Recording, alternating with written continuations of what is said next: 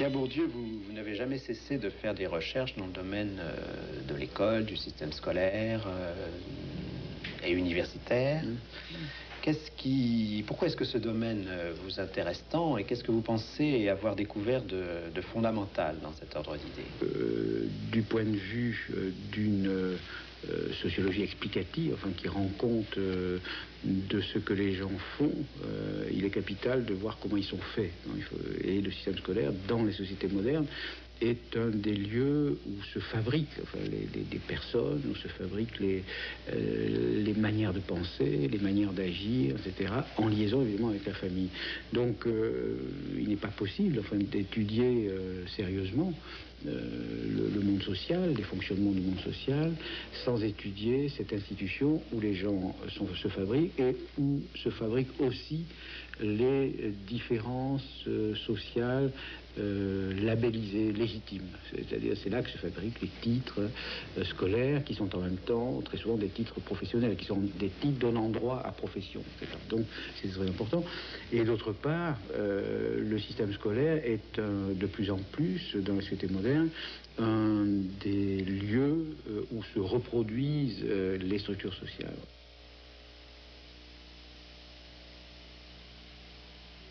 Dans toute l'histoire, toute la tradition intellectuelle, les historiens en particulier, on s'est intéressé ce que j'appelle les stratégies de reproduction, c'est-à-dire les manières dont les groupes sociaux assurent leur continuité.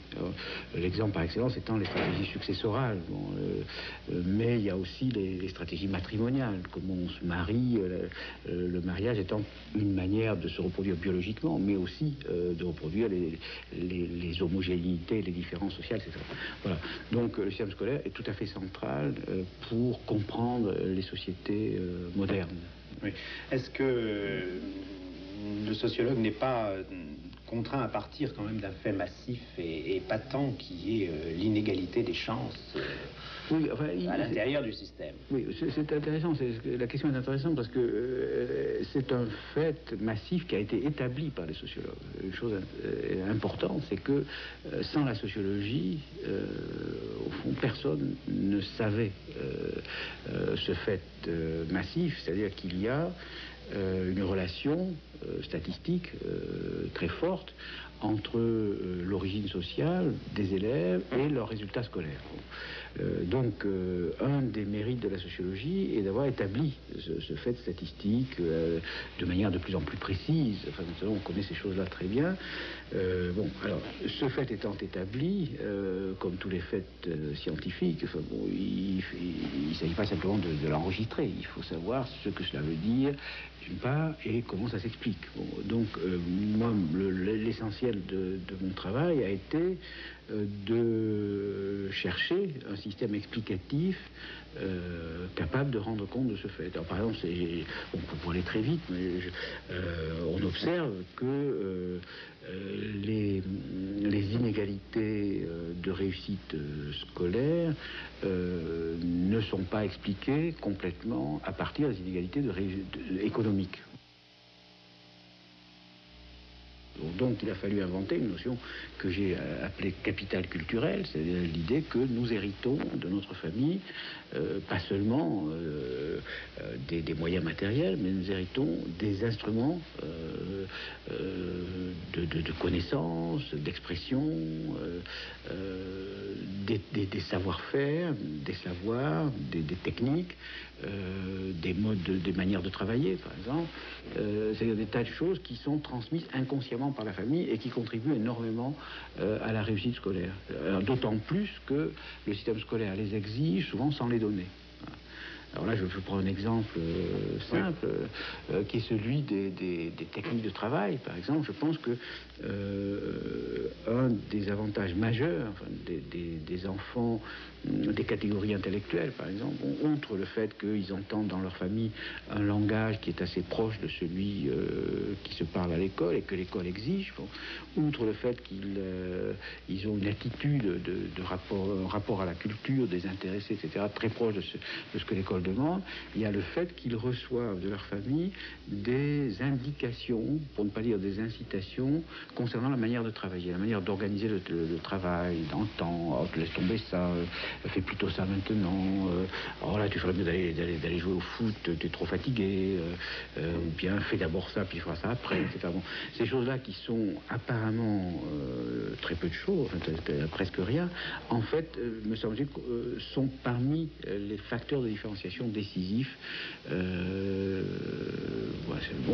C'est l'art de travailler. Or, le système scolaire donne ça très peu, pour des tas de raisons, parce que il n'y a pas le temps, etc., mais aussi parce que... par méconnaissance. Par méconnaissance, parce que la plupart des professeurs n'ont pas conscience que c'est ce qui manque. Donc on en vient à exiger l'école elle-même en vient à exiger du non scolaire. Voilà. Alors c'est un des paradoxes extraordinaires. Bon, j'avais signalé ça dans le premier livre que j'avais consacré à l'éducation. C'est cette annotation marginale qui est monstrueuse quand on y pense. Un professeur écrivant dans une marge scolaire. Scolaire, évidemment, étant péjoratif. Ça veut dire que le système scolaire ne reconnaît pas valeur à ce que le système scolaire transmet. Il demande autre chose.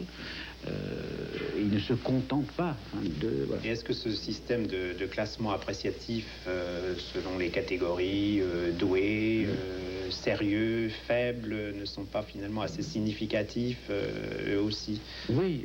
Sociologiquement parlant. Oui, je pense. Là, j'ai fait une analyse détaillée à propos d'un matériel qui m'était tombé entre les mains par hasard, une analyse détaillée des adjectifs que les professeurs emploient pour qualifier des dissertations, des copies, etc. Et effectivement, je pense qu'il y a une correspondance assez étroite entre le type de qualité que l'on attribue à travers les qualificatifs et la qualité sociale de ceux qui sont l'objet de ces jugements de qualité. Bon, c'est-à-dire, pour prendre un exemple un peu extrême, mais qui est réel, dans une marge de copie de philosophie, il y avait une fois Serville. Bon, il se trouve que la fille en question était fille de femme de ménage. Bon, évidemment, le professeur n'a absolument pas conscience. Ce sont des lapsus. Absolument. C'était l'équivalent des lapsus freudiens. Alors, il ne s'agit pas de le condamner. Il est probable que celui qui a pu faire ça serait très malheureux s'il m'entendait.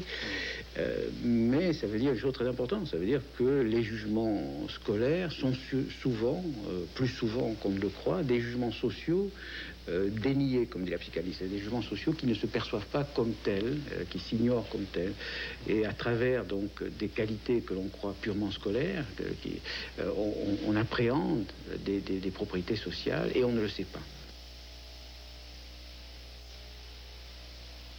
Est-ce que l'usage de la notion de don n'est pas quand même un usage beaucoup moins innocent que d'autres appréciations? Absolument. Parce que là, on ne touche pas à quelque chose. Bien sûr, mais la notion de don est au fond la philosophie.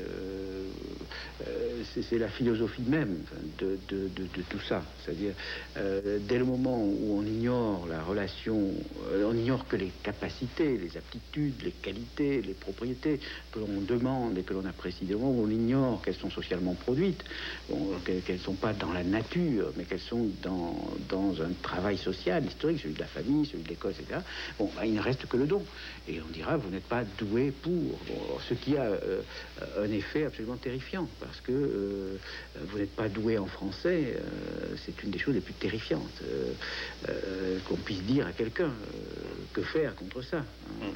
Contre la nature, on ne peut rien. Alors que si on disait, vous êtes le produit de conditions historiques et sociales telles que vous n'avez pas un accès facile à la langue qu'exige le système scolaire, voilà une phrase rigoureuse. Ouais. Bon, il y aurait un recours. Ça voudrait dire, ça s'apprend, alors que l'autre, c'est exactement les hommes de qualité qui savent tout sans avoir rien appris. Autrement dit, la philosophie du don est une philosophie foncièrement aristocratique qui inscrit dans la nature biologique des capacités socialement acquises.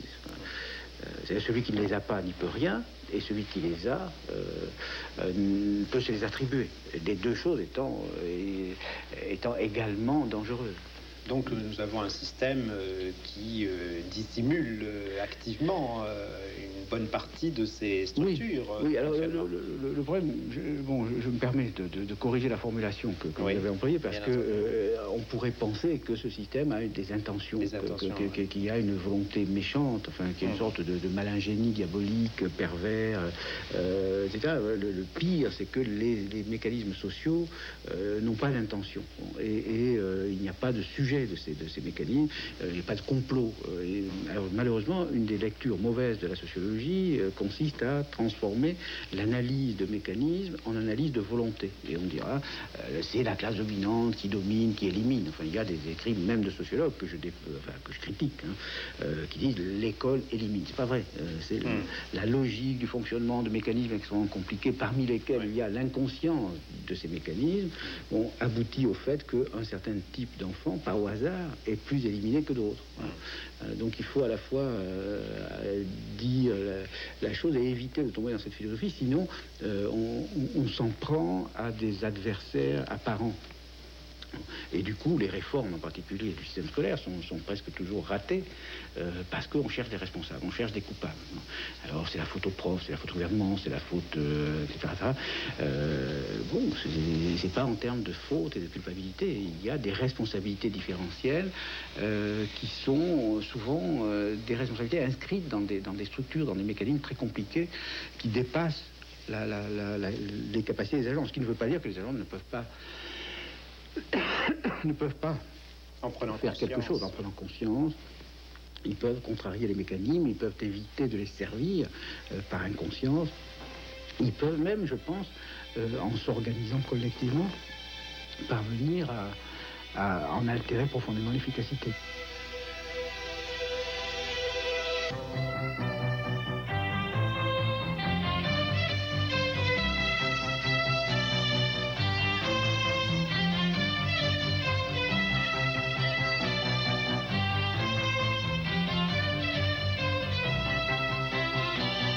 À un physicien, on attribue volontiers une connaissance qu'on ne possède pas. Est-ce que vous croyez que c'est la même chose dans l'ordre de la sociologie? Est-ce qu'il n'y a pas une sociologie spontanée qui précisément fait obstacle à la sociologie savante? Oui, malheureusement,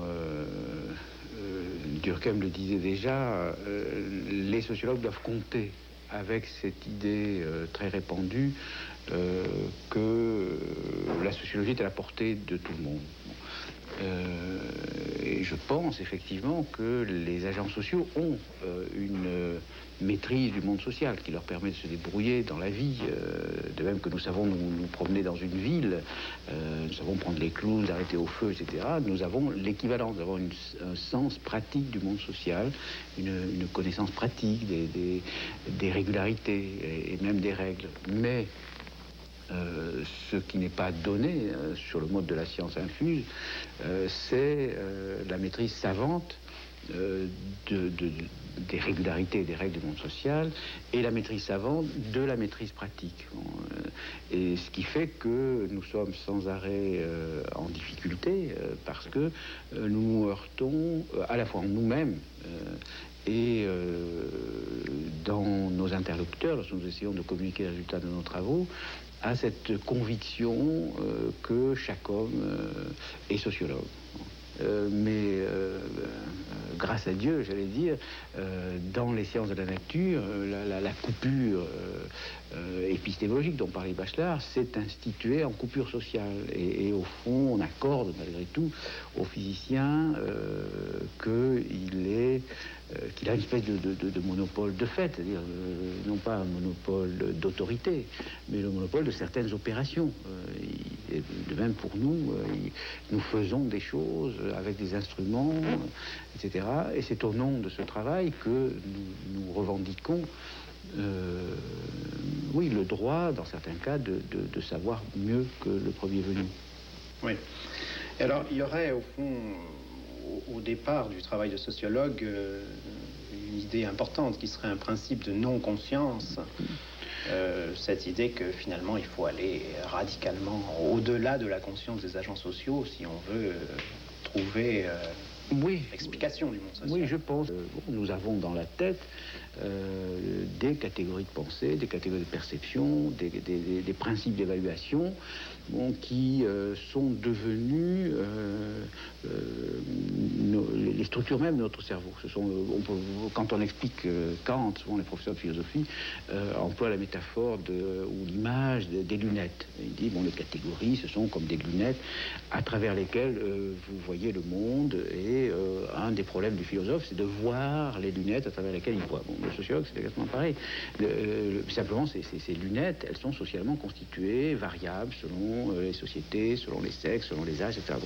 Et donc, nous voyons le monde natal, le monde dans lequel nous avons été façonnés, celui de l'enfance, le monde scolaire, nous le voyons avec des lunettes qui sont le produit même du monde auquel nous appliquons notre regard. Alors, par exemple, je pense qu'il y a peu d'univers à propos duquel nous soyons plus aveugles que le monde scolaire.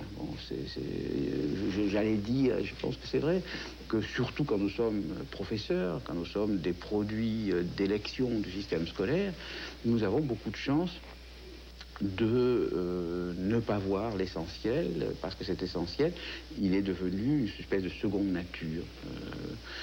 Il est devenu structure mentale.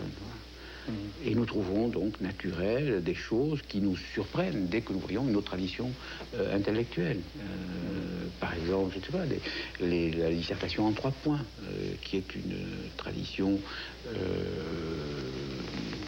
oui, c'est une tradition nationale. Je pense que pour s'en étonner, il faut voir que c'est une invention de la scolastique, de saint Thomas, etc., qui s'est perpétuée à travers la transmission scolaire, etc. Toutes sortes, on aurait des exemples par milliers. Et par exemple, toutes les valeurs implicites du système scolaire, ce que les professeurs mettent en œuvre dans leur jugement. Quand ils mettent dans une marge brillant, sérieux, ils n'ont pas conscience d'employer une opposition tout à fait analogue à celle que Lévi-Strauss étudie à propos de la pensée sauvage, du même type que sec, humide ou chaud-froid. Ce sont des oppositions qui ne paraissent évidentes et indiscutées que pour quelqu'un qui a baigné dans un univers structuré selon cette opposition. Ouais.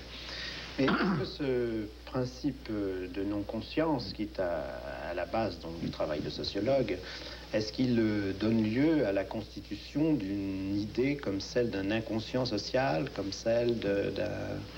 Non, alors justement, cerner cette réalité. En fait, il y a plusieurs manières de ne pas avoir conscience. On a tendance à donner une réalité substantielle à ce qui doit être pensé en relation. Alors, pour ne pas développer ça strictement... C'est-à-dire que l'inconscient devient une sorte de double... Voilà. Alors, en réalité, donc, il y a déjà des choses qui sont implicites. Bon, c'est ce que les exemples que je prenais, c'est de cet ordre. Ce qui paraît évident, ce sont des conduites, des pratiques régulières, des institutions qui sont organisées selon des oppositions, par exemple. Dans beaucoup de sociétés, des oppositions dualistes, l'exemple étant masculin-féminin.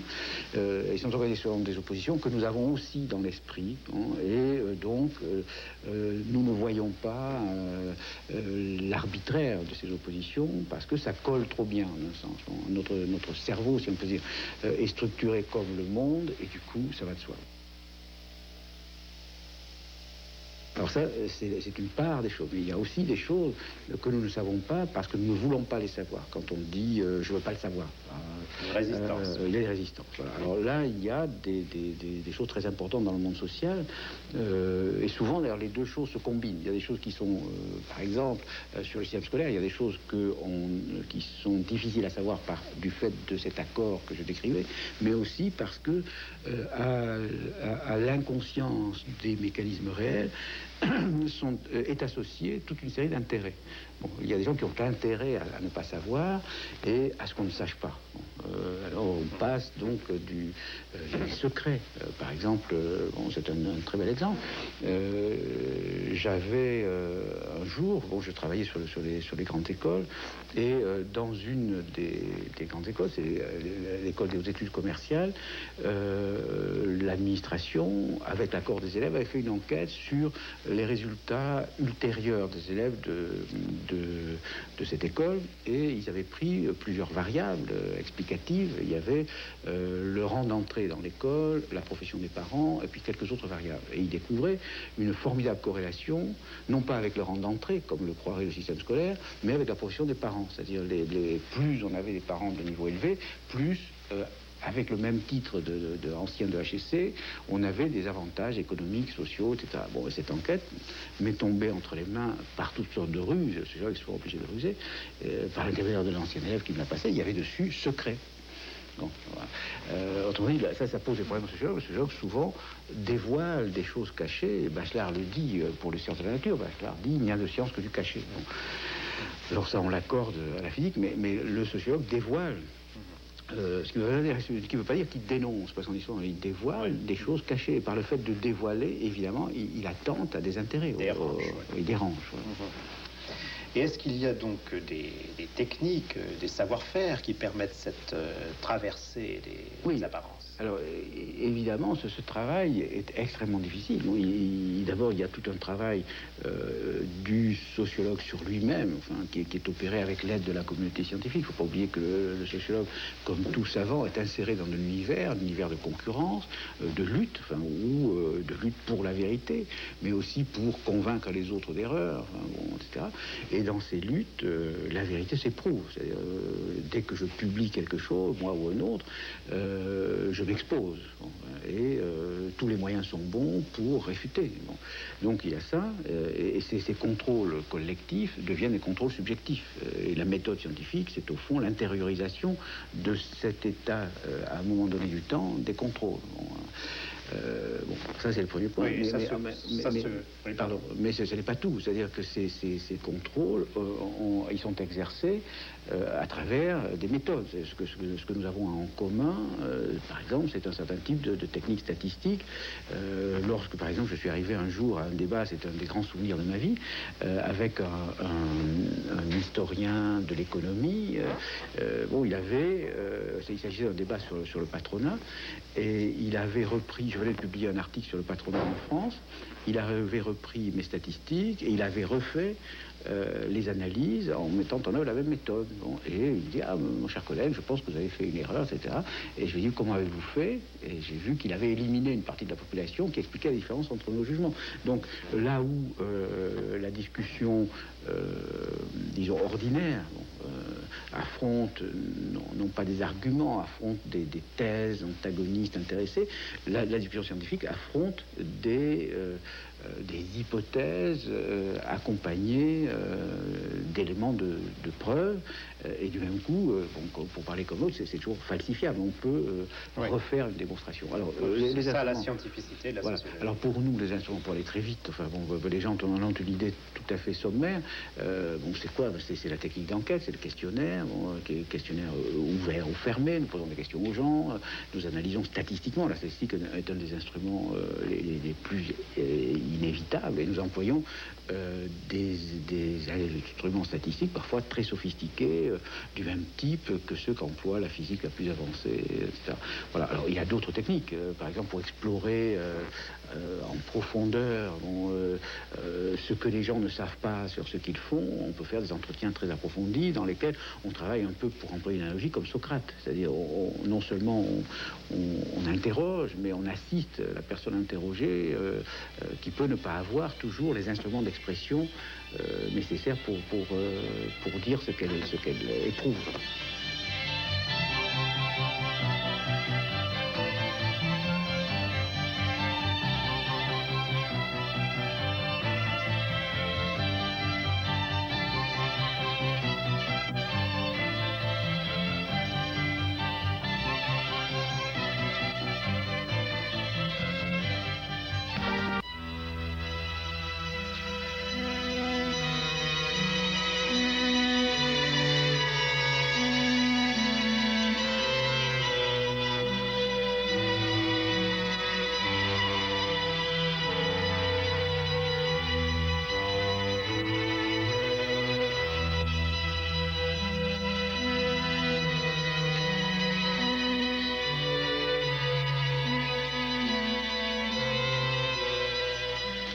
Pierre Bourdieu, est-ce qu'en matière de goût esthétique, de préférence alimentaire, de préférence vestimentaire, de manière de table, est-ce que nos distinctions nous distinguent, ou est-ce qu'on peut dire que nos classements nous classent?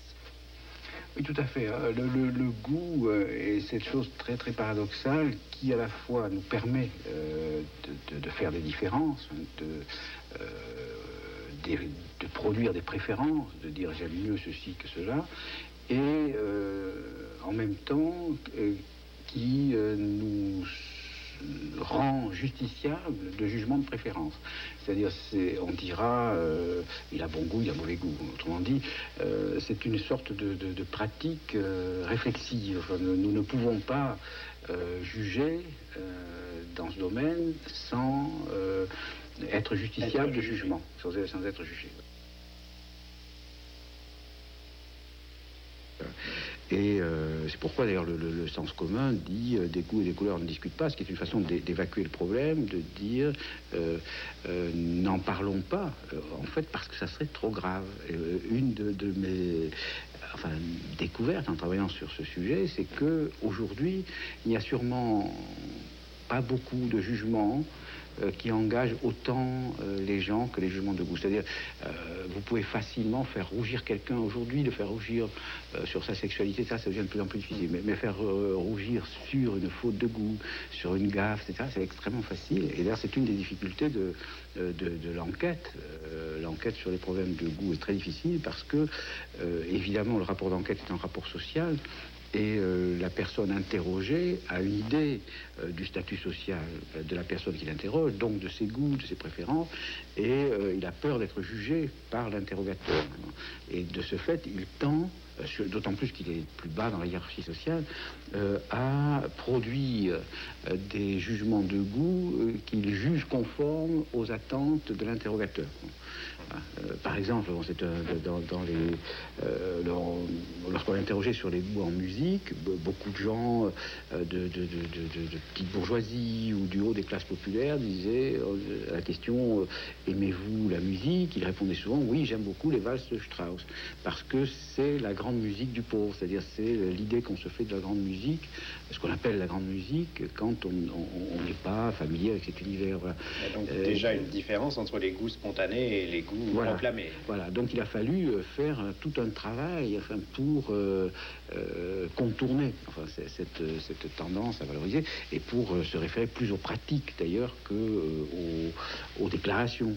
Par exemple, là nous avons fait toute une enquête qui a abouti à un livre qui s'appelle L'amour de l'art. C'est une enquête extrêmement lourde, longue et difficile, une enquête statistique, auprès du public des musées, que nous attrapions à la sortie, que nous interrogions, etc. C'est-à-dire en situation de pratique. Bon, là, on est sûr que les gens étaient au musée puisqu'ils en sortaient. Et donc on obtient dans ce cas-là des mesures tout à fait inférieures à celles qu'on obtient quand on demande des déclarations. Combien de fois êtes-vous allé au musée au cours de l'année? Donc il y a une tendance à s'accorder plus de culture qu'on en a. Cela dit, donc le goût et cette capacité bizarre de faire des distinctions qui distinguent. Et le titre de l'ouvrage dans lequel j'ai publié les principaux résultats concernant ce problème, la distinction, est un titre volontairement ambigu. D'ailleurs, rétrospectivement, je regrette cette ambiguïté parce que je pense qu'on a entendu que un des moteurs du monde social et en particulier des pratiques culturelles, c'est la volonté de se distinguer. Bon. En fait, cette volonté de se distinguer, le snobisme, ce qui n'est pas du tout l'idée du livre. En fait, nous sommes distingués, que nous soyons distingués selon la définition officielle ou pas. On peut dire que, par exemple, un petit commerçant que, au nom des normes dominantes, nous jugeons vulgaire, est distingué, en ce sens qu'il est différent des autres. Et en fait, l'idée centrale pour comprendre ces phénomènes, qui sont des phénomènes très compliqués, formidablement compliqués, c'est qu'il y a un espace de différence selon plusieurs principes. De différences hiérarchisées.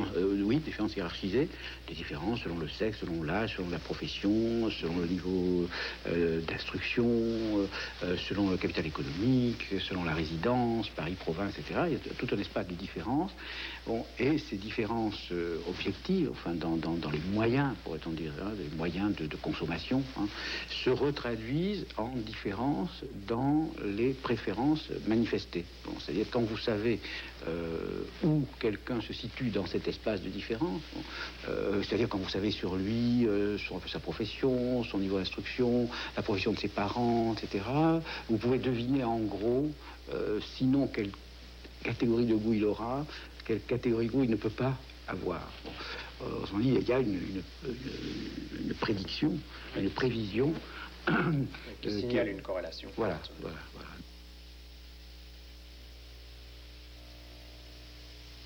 Donc, alors là, je peux dire, on dit souvent de mon travail qu'il est déterministe.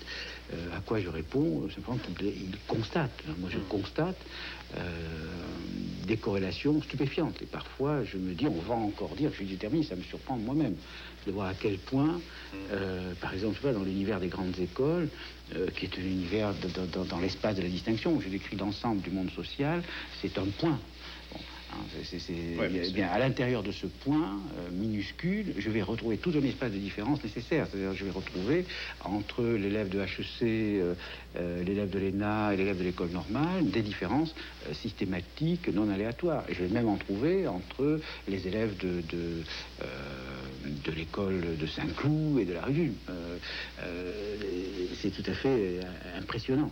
Alors, évidemment, ce sont des différences statistiques. Ça ne veut pas dire que on est condamné à avoir un goût déterminé à partir d'une position déterminée, mais nous avons des goûts probables.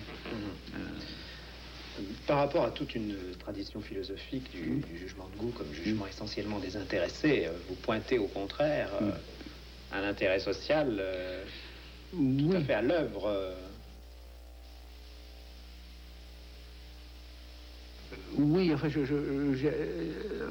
que j'essaie de mettre en lumière, enfin, la distinction a un sous-titre qui est critique sociale du jugement de goût. C'est-à-dire qu'au fond, j'essaie de faire une entreprise de type kantien, qui consiste à s'interroger sur les conditions de possibilité. Qu'est-ce qui rend possible le fait de formuler un jugement de goût? Alors je dis, il y a des conditions sociales, même économiques et sociales, de possibilités de tout jugement de goût. Alors que la représentation dominante du jugement de goût, qui est justement la représentation kantienne, ne vaut que pour les dominantes. C'est-à-dire la représentation dominante est que le jugement est un jugement pur, qui n'a pas de détermination externe, qui est autonome, pourrait-on dire, autotélique et autonome. Bon. Distancé. Et distancé. Bon. Alors que dans la réalité, c'est que il y a, oui, des conditions sociales de possibilité. Pour avoir les goûts que j'ai, il faut que je sois le produit de certaines conditions sociales. Et l'esthétique pure, alors pour prendre l'exemple le plus défavorable à ma thèse, en apparence, l'esthétique pure, l'esthétique de l'art pour l'art, l'esthétique de la forme, etc., a des conditions historiques et, on pourrait dire, pour employer la distinction, phylogénétique et ontogénétique de possibilités. Alors je m'explique, c'est-à-dire pour que quelqu'un regarde un tableau de Poussin ou de Mondrian ou de Nicolas de Staël, comme il faut le regarder selon les normes qui définissent aujourd'hui l'esthétique légitime, pour quelqu'un le regarde comme ça, il faut qu'il y ait eu toute une histoire qui remonte très loin. Il faut la suivre depuis le Quattrocento. Il faut surtout la révolution du 19e siècle, enfin, en peinture, où on cesse de regarder une œuvre en fonction du sujet.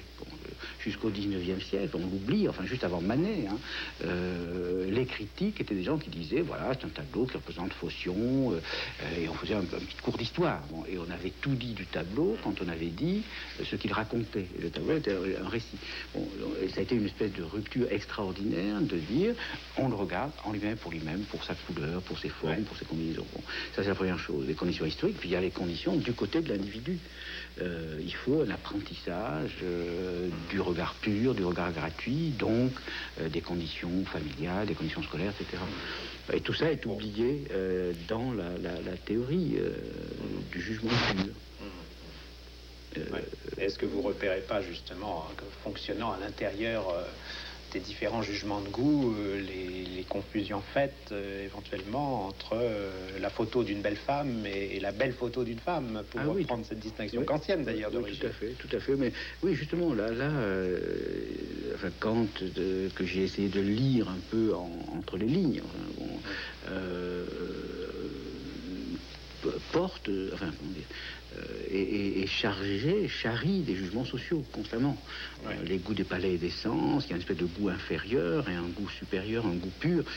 Il y a justement une manière impure de regarder un nu féminin, et une manière légitime, enfin, qui ne s'intéresse que à la forme, etc. Bon, cette distinction, évidemment, est associée à certaines conditions d'existence. C'est évident que c'est au fond, moi je dis ça un peu pour taquiner mes collègues philosophes dont je suis, j'ai fait des cours aussi sur la critique du jugement, c'est une philosophie de professeur. Bon, et du coup, les professeurs de philosophie la trouvent universelle. Voilà. Parce que c'est leur vision... C'est un universalisme qui se produit dans des conditions très particulières. Très particulières.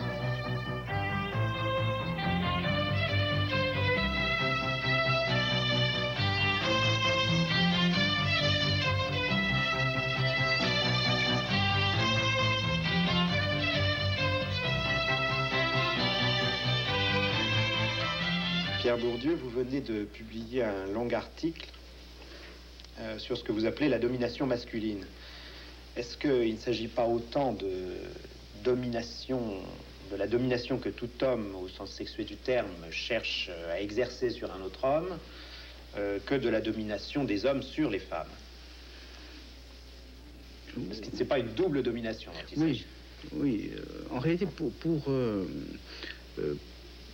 penser ce genre de problème à la fois presque trivial que nous avons sous les yeux à longueur de temps et formidablement difficile, il faut changer très profondément je pense, les manières de penser. Bon, c'est-à-dire que les formes de domination les plus fondamentales, qu'il s'agisse de la domination culturelle, qu'il s'agisse de la domination d'une ethnie sur une autre, qu'il s'agisse, je sais pas, les blancs sur les noirs aux États-Unis, qu'il s'agisse de la domination des hommes sur les femmes, etc. Toutes ces dominations sont très difficiles à comprendre parce qu'elles s'exercent en quelque sorte deux fois.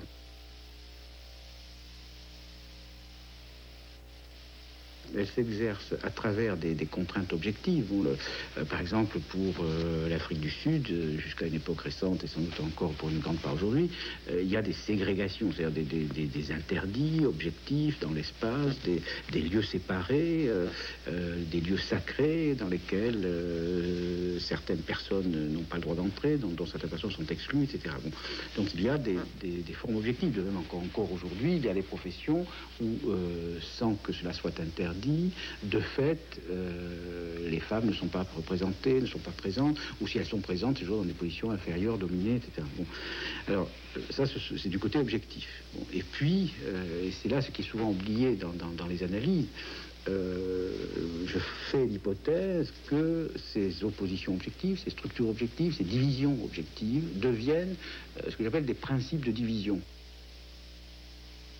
Des principes de vision du monde. C'est-à-dire, par exemple, la plupart des sociétés archaïques, moi j'ai beaucoup travaillé sur la société kabyle, sont organisées de manière, j'allais dire, maniaque, obsessionnelle, selon l'opposition du masculin et du féminin. Par exemple, la maison, c'est vrai d'ailleurs encore dans nos sociétés, la maison est un sous-espace féminin à l'intérieur du monde masculin. Il y a l'opposition maison, place publique, ou aujourd'hui maison, café. Alors, la place publique étant masculine, dans le lieu du discours, de la parole masculine, de la politique, etc.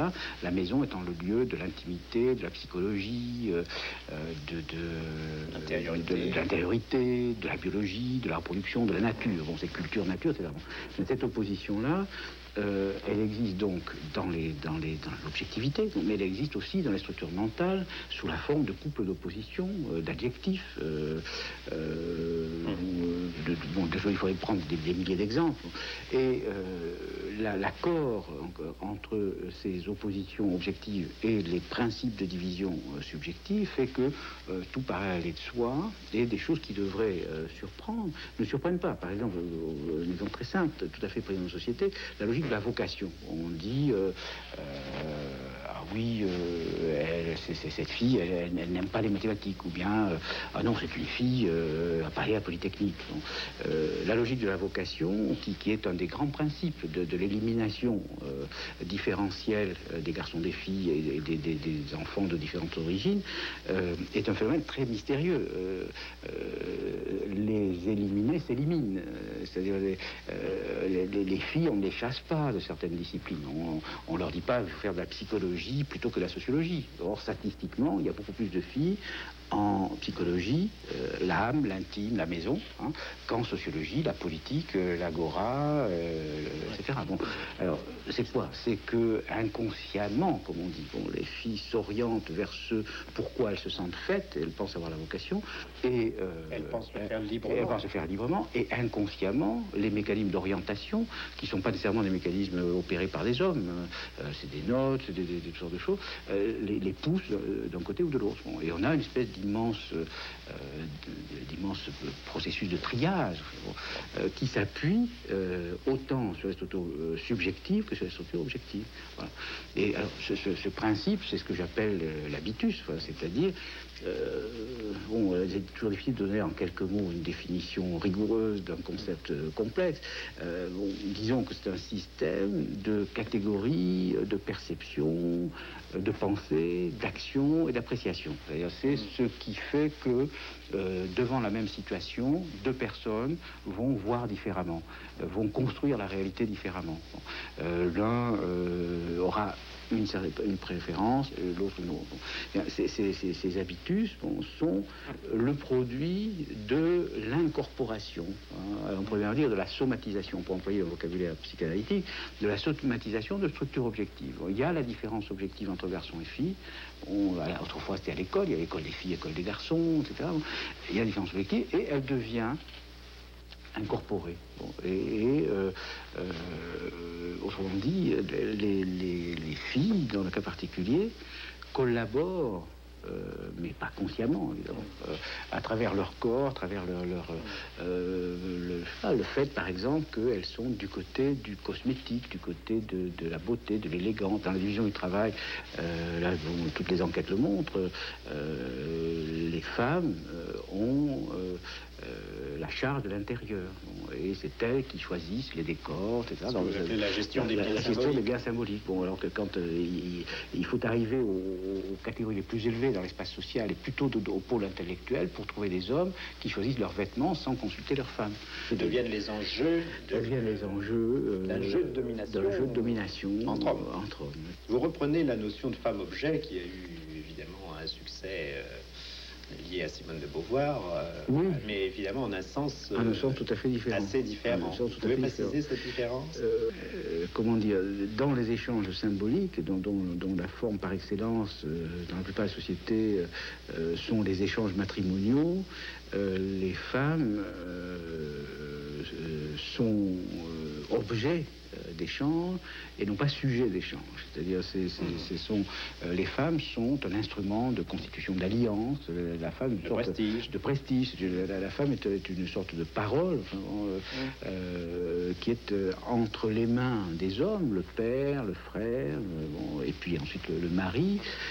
Encore aujourd'hui, enfin, c'est un porteur, c'est un sémaphore. Enfin bon, elle porte des bijoux, etc. Elle porte la condition sociale génitale de son mari. Donc, et à ce titre, elle est dans les jeux symboliques beaucoup plus objet que sujet. Et là, on pourrait montrer encore aujourd'hui que si on prend les statistiques de distribution des femmes selon les professions, les femmes sont toujours plus représentées dans les fonctions de représentation. Bon, je sais pas, l'exemple simple, c'est les hôtesses de l'air, etc. Les fonctions dans lesquelles il s'agit essentiellement de faire, mais de faire quelque chose qui vaut par la manière de le faire, par le vêtement que l'on a, que l'on met pour le faire, etc. Elles sont préposées aux signes de distinction. Voilà, exactement. Alors elles ont partie liée, effectivement, avec ces mécanismes de domination symbolique que j'ai décrits par ailleurs. Oui.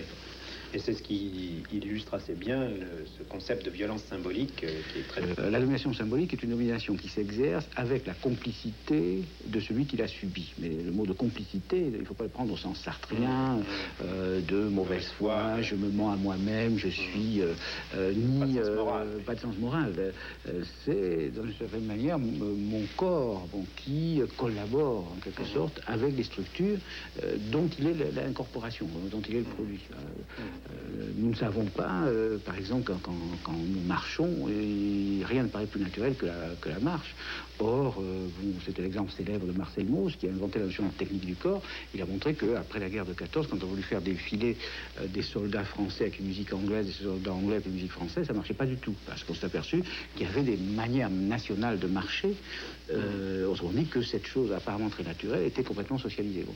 Et c'est vrai de l'essentiel, enfin, de nos structures, des structures mentales, des structures de perception, elles sont inscrites complètement dans les plis du corps, de la manière structurée. Et c'est ça qui expliquerait aussi que les dominants sont également dominés par la structure de domination. Oui, alors là, on le voit bien dans le cas de la domination masculine. La phrase célèbre de Marx, qu'on cite comme ça sans trop y penser, les dominants sont dominés par leur domination, là, elle prend tout son sens. C'est-à-dire que les dominants ont aussi dans leur cerveau la dichotomie fondamentale. Et au nom de l'idée de la virilité, par exemple, de la virtus. Virtus, c'est voilà un bel exemple de présupposé tacite. Dans virtus, on n'entend pas vir. C'est une vertu est nécessairement masculine. Bon. Au nom de l'idée de la virtus, c'est-à-dire il faut être un homme, etc., on peut faire des tas de choses absurdes. Mourir pour la patrie, on peut se battre dans des guerres absurdes, on peut écraser le sexe dit faible, on peut faire toutes sortes de choses, et donc le dominé, pour être à la hauteur de l'idée qu'il a de lui-même, le dominant, pardon, le dominant, pour être à la hauteur de l'idée de lui-même que le monde social lui a inculqué, on peut être amené à s'imposer des sacrifices, jusqu'à y compris le sacrifice ultime de la vie, dans les sociétés archaïques, mais encore aujourd'hui. Oui, on a donc un bel exemple avec cette violence symbolique d'une violence sans violence, d'une certaine façon. Ah oui, ça c'est tout à fait. Là, il n'est pas question de chercher un responsable. Bon, ce qui ne veut pas dire que la violence ne serve pas certains plutôt que d'autres. Hein. Là, c'est évident que la violence symbolique, qu'elle soit culturelle, qu'elle soit quelle qu'elle soit, est un des fondements les plus puissants de l'ordre social.